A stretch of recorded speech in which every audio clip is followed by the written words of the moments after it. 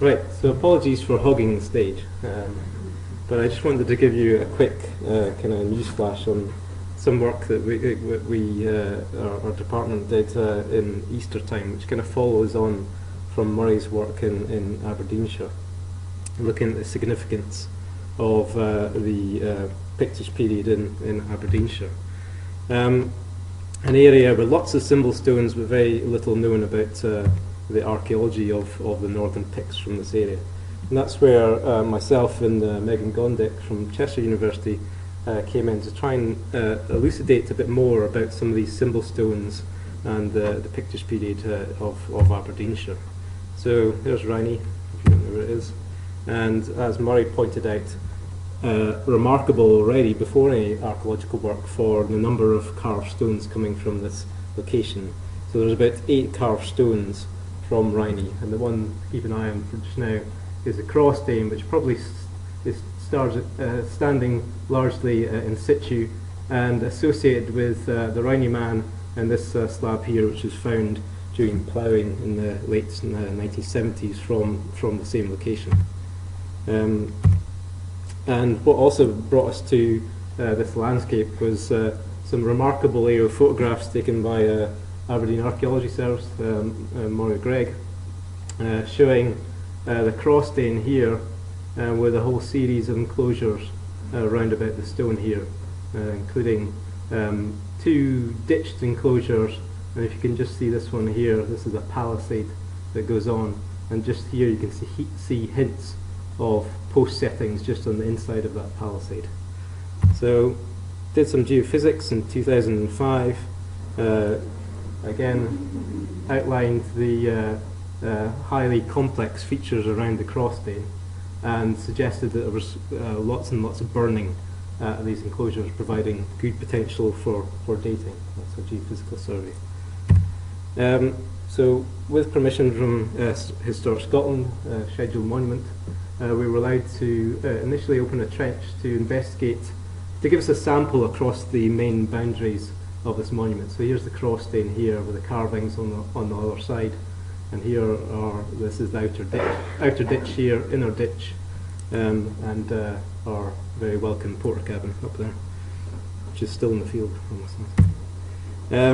So what our trench showed was that towards the centre of the monument there was a ring ditch structure with a 4-post setting in the middle, and the clear evidence of burning here, 1 or 2 bits of iron working slag from the ring ditch, but not much dating evidence at the moment for that.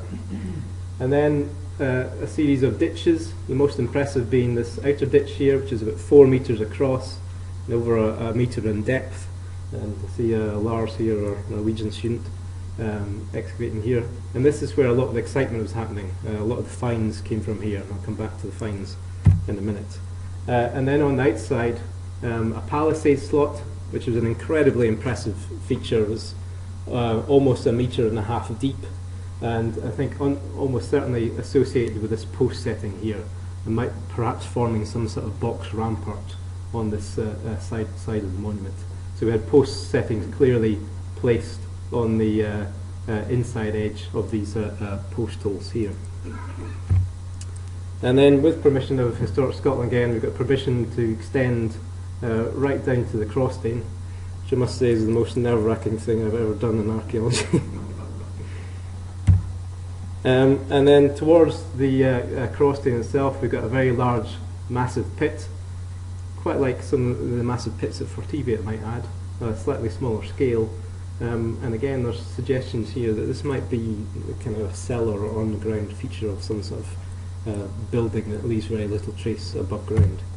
But then, kind of most intriguingly, round about the cross dane itself, got this nice feature here, which we got very excited about, but actually that's is probably something to do with the resetting of the stone. But from here we had various beam slots and post settings and clear kind of destruction level over here, and there's suggestion that this may be some sort of building, perhaps a large rectangular structure. But we only did very small scale work through here during this phase. And in retrospect, This is something you probably would never choose to dig, but in retrospect you can see there's a large rectangular anomaly in this area on the aerial photograph, which could be the remains of some sort of building, or indeed series of buildings over by the Crossdale. But in some ways, we haven't got any really carbon dates, but we have some chronological grasp on what's going on here through some quite exceptional finds that we got from the outer ditch.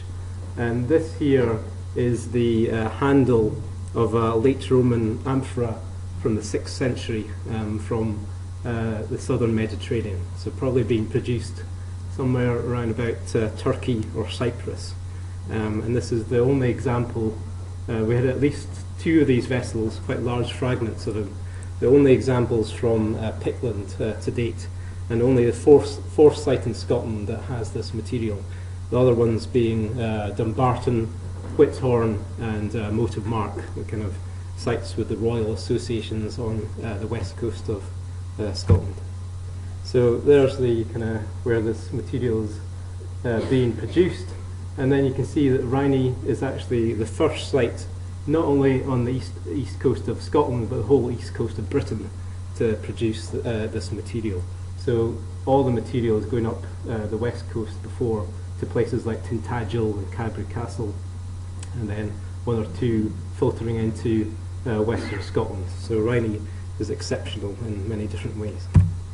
And then other bits and pieces, a piece of 7th century imported continental glass, a pin, and this pin here, and beads here, and we haven't got these 100% identified so far, but Alice Blackwell and Martin Goldberg and Ewan Campbell think that these may well be Anglo-Saxon toiletry set pins, kind of things you use for cleaning your nails.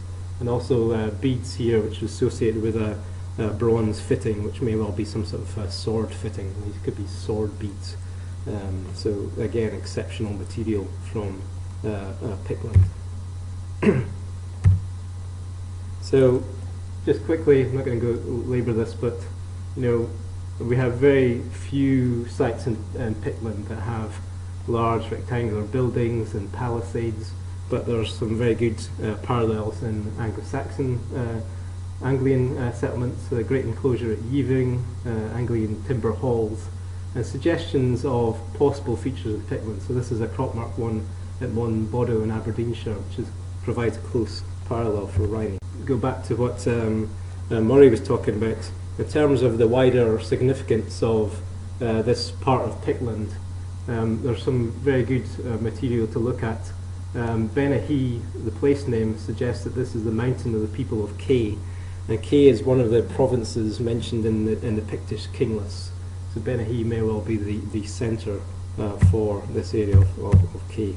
And then if you look at the morphology of Benahee, is very similar to Donad, and actually larger than Donad on the west coast of Scotland. So in terms of the significance of the Kay, very little known about it until now. And then what Murray was talking about earlier in terms of the distribution of stones, 2 things to note really is they're all on boundaries, suggesting there may well be something to do with the marking out of particular land holdings. And as Murray says, they're all concentrated in the area of the Geary and Strathbogie, which are the main royal interests in Aberdeenshire. So I think there's a good chance that they are a reflection of an earlier establishment of the main royal centre of this area of Pictland.